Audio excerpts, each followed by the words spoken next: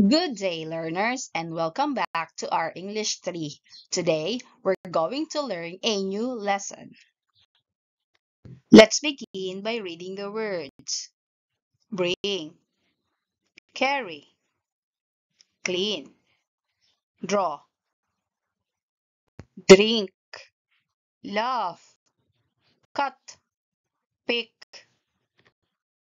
Words are bring, carry, clean, draw, drink, laugh, cut, pick. Have you noticed that these words expresses action? Action words are also called as verbs.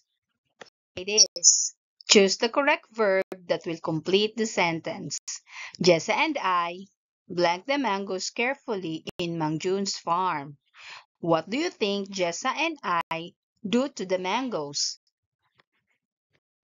You're correct. We pick the mangoes. The children blank at the joke of Jose. What happened to the children when Jose gave them a joke? You're right. They laugh. Our moms will blank adobo for lunch.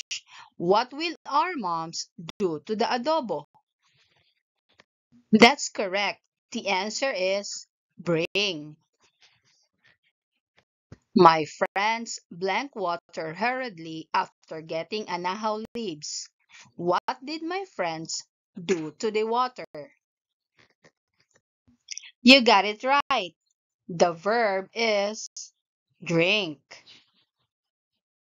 Let us read the sentences together. Number 1. Jessa and I picked the mangoes carefully in Mang Jun's farm. Number 2. The children laughed at the joke of Jose. Number 3. Our moms will bring adobo for lunch. Number 4. My friends drink water hurriedly after getting anahaw leaves. The sentences tell us something. So, these are telling sentences, and therefore, they are called declarative sentences. Declarative sentences follow a correct order to convey its meaning. Let us study the example below. Jessa and I picked the mangoes carefully in Mang Jun's farm. Let us identify the noun or pronoun. Who picked the mangoes? It's Jessa and I. Let's now identify the verb. What action did they do? Pick. What object did they pick? The mangoes. How did they pick the mangoes? Carefully. Where did they pick the mangoes? In Mang Jun's farm. Bear in mind that declarative sentences follow a correct order to convey its meaning. Let's study another example. The children laugh at the joke of Jose. Let's identify the noun or pronoun. Who are the person in the sentence? The children. What verb did they do? Or what action did they do? Laugh. What object did they laugh at? At the joke of Jose. Declarative sentences follow a correct order to convey its meaning. Here's an example. Our moms will bring adobo for lunch. Let's identify the noun or pronoun.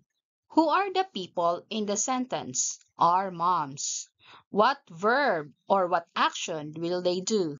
Will bring. What object will they bring? Adobo. When will they bring the adobo? For lunch. Last example. My friends drink water hurriedly after getting anahaw leaves. Who are the people in the sentence? My friends. What action did they do? Drink. What object did they drink? Water. How did they drink the water? Hurriedly. When did they drink the water? After getting anahaw leaves. Now take the challenge. Get your paper and a pencil and rearrange the words in the correct order to form a telling sentence. Remember to apply correct mechanics in writing. Observe proper capitalization and the use of punctuation mark. You may pause the video as you work on the activity. Finally, compare your output to the correct answer presented. Are your answers all correct? Great job, class! Thank you for learning with me today. See you next time.